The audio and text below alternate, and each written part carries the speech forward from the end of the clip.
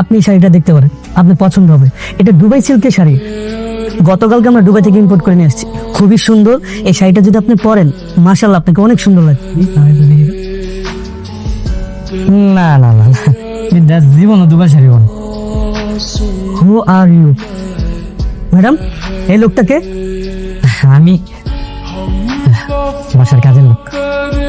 কি কাজের লোক? তুই একটা কাজের লোক হয়ে এত দামি শাড়ি হাত দিছস?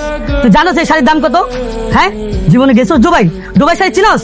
আমার মনে হইলো, আমার মন করতেছে এটা জীবনও দুবার শাড়ি হবো না। এটা বড় জোর গুলিস্তানের শাড়ি দেবো। কাপড়টা দেখে তো হয়েছে কেমন কেরমেরা মনে হচ্ছে কাপড়। ওর তো সাহস কম না। ম্যাডাম, এসব ফকিন্নির বাচ্চাদেরকে কেন আপনি সাথে করে নিয়ে আসেন? হ্যাঁ, ওর জন্য তো আমার সবার মান সম্মান সব চলে যাচ্ছে। ও আমার দুবাই সিল্কের শাড়ি বলতেছে কেরমেরা গুলিস্তানের শাড়ি।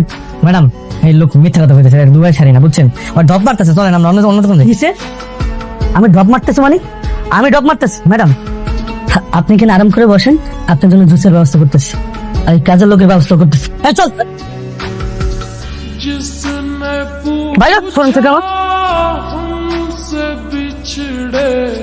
ফকিন্নির বাচ্চা, তোর যেন আজকের পর থেকে এই শোরুমের সামনে না দেখি। তোদের মতন ফকিন্নিরে ভিতরে ঢুকতে দেওয়া উচিত না। আপনাকে ধাক্কা দিয়ে ফেলে দিলেন কেন? ওরা ধাক্কা দিয়ে ফেলে দিচ্ছি, বেশ করছি। বেশ করেছি।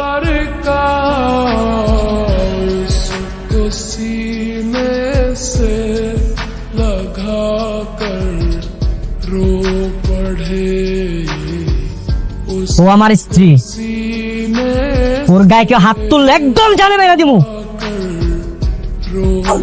চলো। वफा करके भी तन्हा रह गए।